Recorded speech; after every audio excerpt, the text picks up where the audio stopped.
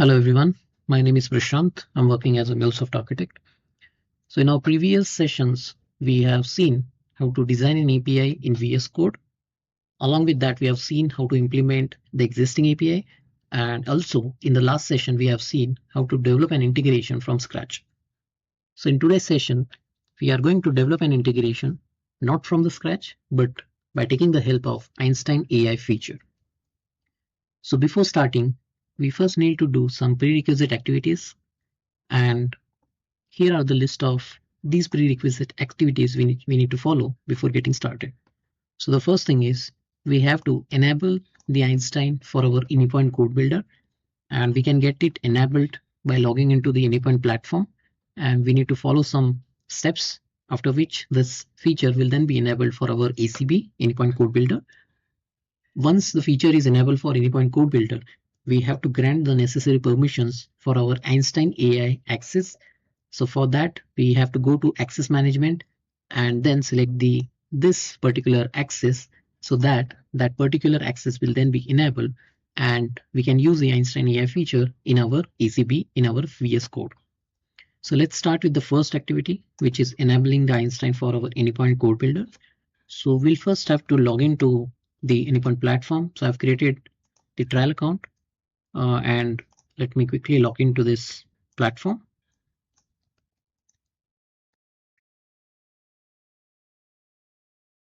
After logging to platform, you can go to Anypoint Code Builder landing page. And here we can see that our desktop version is enabled. Our code builder IDE version is not enabled. And here, if you see on the top, it shows Einstein for Anypoint Code Builder, and it also shows you like what is the process you need to follow to enable this for your ACB. So it says go to Access Management to set up an Einstein for Anypoint platform organization. So either you can click here and it will go to the same page, or else you can also go to the Access Management manually and then click on the Salesforce tab, which is newly created. Okay, so once we go to the Salesforce tab, on the right hand side, if you see, it is popping up some message for you that is enable Einstein for Anypoint platform. So let's accept it, read out all the permissions and all the terms and conditions, and click accept. So this has now been accepted, and if you see a message that it is enabled with limited use in the Anypoint code builder through the free trial Salesforce organization. So this is basically a trial account I have created, and they have enabled the Einstein AI with limited use for our trial account. But for enterprise account or the customer account, this license has already been purchased and you won't be able to see this kind of message. So you can see, you can use Einstein AI with a lot of features for apart from what is being enabled for our trial account. Okay, so our first step is now completed.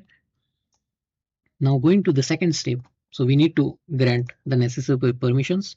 So let's go to the same access management, and for me, I'll grant everything to my one user, but for the enterprise accounts and the customer accounts, you'll have something created teams, and based on the access, based on the users, teams are created and you can grant the access to the respective teams.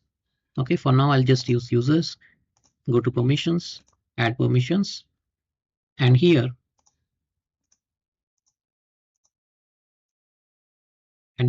I'll select this specific permission. Next, this will be applicable for one business group, and that's all. So this permission is now granted for my user and my business group. Okay, now both the prerequisite activities are done. Now let's get started with this. So let's log into our Anypoint, let's log into our VS Code. And here, once we have this landing page, so first of all, let's try to log into our Anypoint platform. So if you see on the bottom right, it shows that it's not logged in as of now. So I'll just click it and let's click allow. And if your web browser is already logged into any account, this will actually refer to the same account and will be logged in with the same user. Now you can see that I have been logged in with the one which I've created, the trial account. All right. So now let's click on the develop and integration, and let me give some meaningful project name here. So let's try to use the same use case which we have used for our previous session, which is student implementation API. So if you have not gone through, I'll recommend you to have to check out that series first, and you can then come back to this series. So let me give you the same name, students implementation API, and to differentiate this from our previous Scratch development, I'll maybe use that hyphen Einstein AI. Okay, I'll keep everything as by default, Mule runtime 4.80, Java version 17. Let's create a project.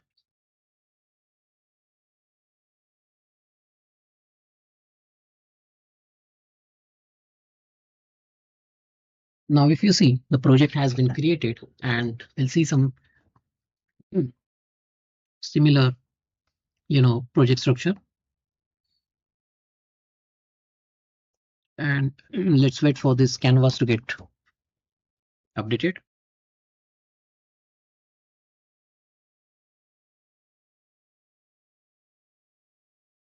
So this might take some time, depending on a lot of factors. All right, so this is the landing page of Canvas flow, and here we have basically two sections of the flow.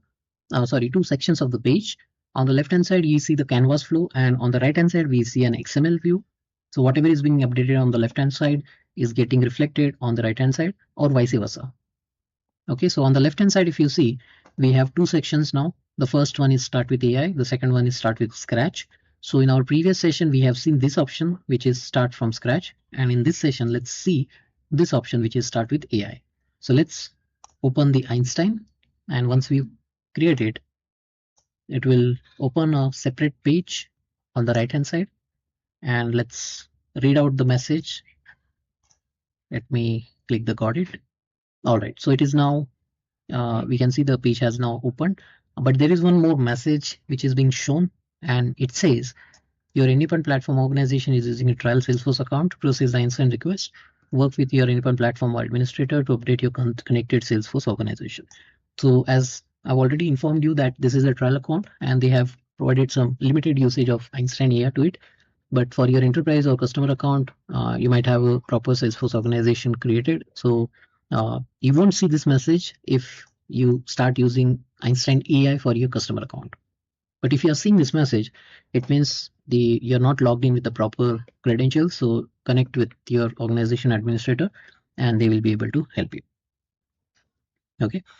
So if you see now, we can add the prompts, and here are a few sample prompts they have provided, and we can take a help of it, or either we can create our own prompt. So let's jump on to our use case, which we have used on previous session.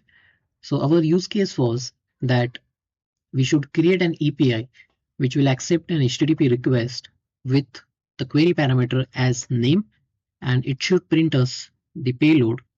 In the response payload, it should print the message something like hello Mr. And whatever the value is provided for that name, it should print. So for example, hello Mr. Prashant. Okay. So we'll use the same use case, and let's instead of doing everything from scratch, let's try to use the Einstein AI, and let's see if how much is the code getting generated here. So I already have a prompt ready, and this is the prompt. Let me first copy it and paste it. Now let's read out this prompt. So it says, please generate MuleSoft code that accept HTTP request with a query parameter named name and response with hello Mr. name. So what are the values provided to the name value, name key, that value will be available here. Additionally, include a condition to reject the request if the query parameter is not provided, returning an HTTP response stating query parameter is required. Okay, simple. So let's try to send this request and let's wait for Einstein to generate a similar code for us.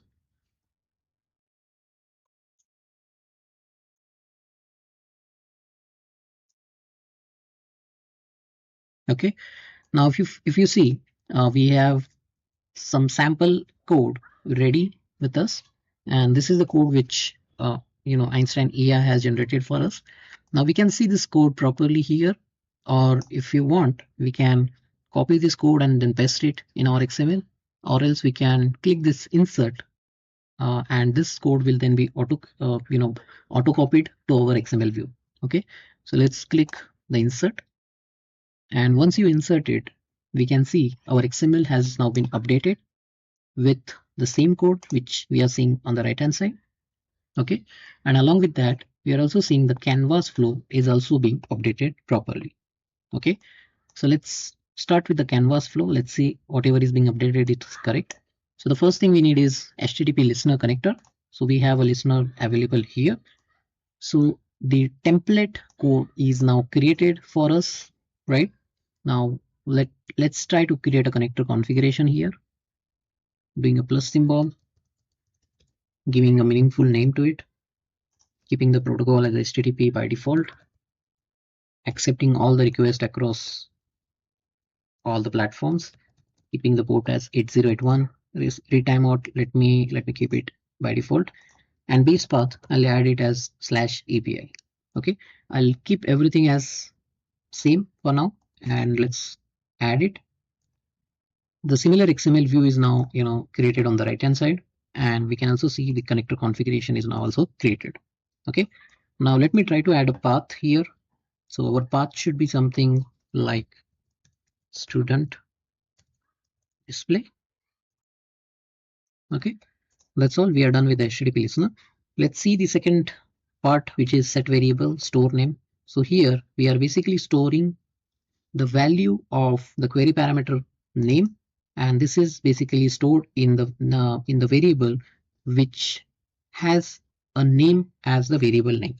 Okay, so instead of this much of confusion, let's try to rename this variable to some meaningful name.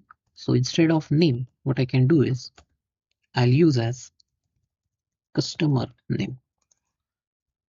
Okay, and further in the choice router, what it is checking is when vars dot, so we have renamed it. Let me update this. So if the vars dot customer is not equal to null, which means if this value we have, in that case it will print a payload like hello Mr. and the name.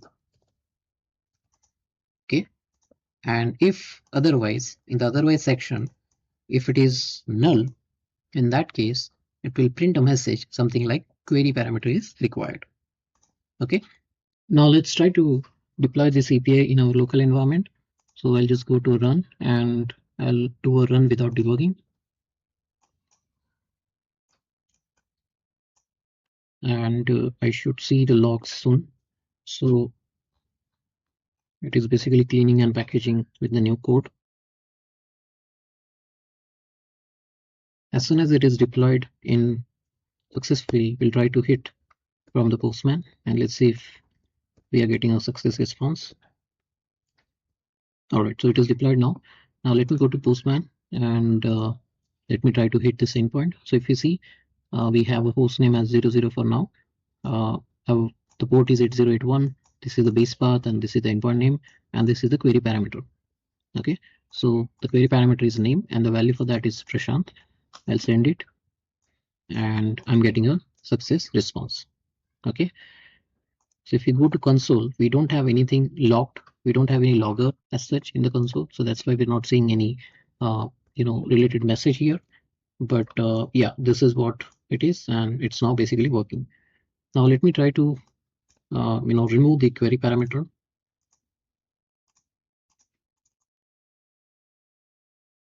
Okay, no query params.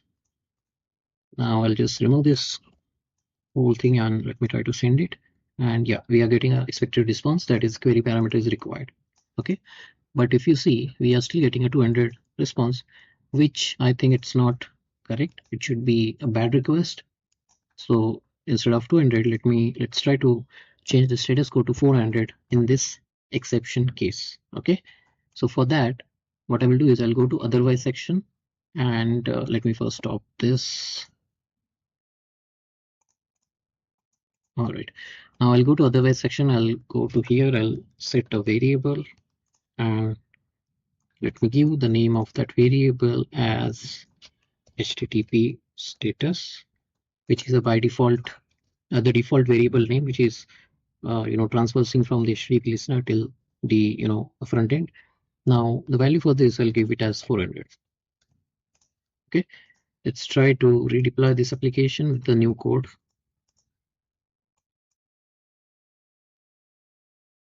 So in this case, we won't have any much difference on the success because it will be a default 200 every time. But in the otherwise section, we will have the 400 as a response status code for the query parameter required as a response.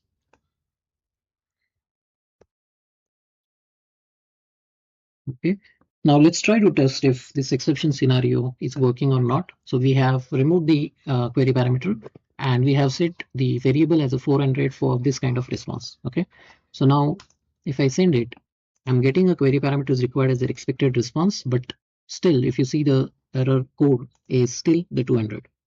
Okay, and the reason behind it is that in the HTTP listener configuration, in the advanced section, if we go to the response properties, so here if we see, we have a body as a payload, but the status code doesn't have any values here.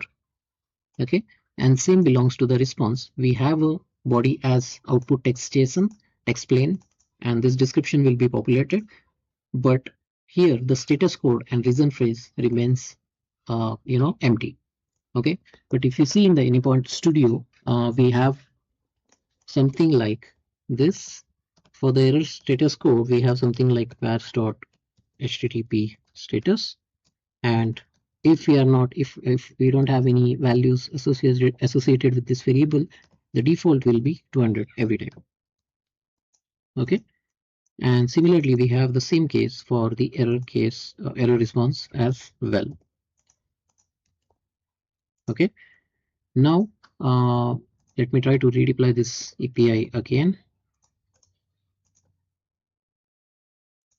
and this time we should see the expected response for the error case.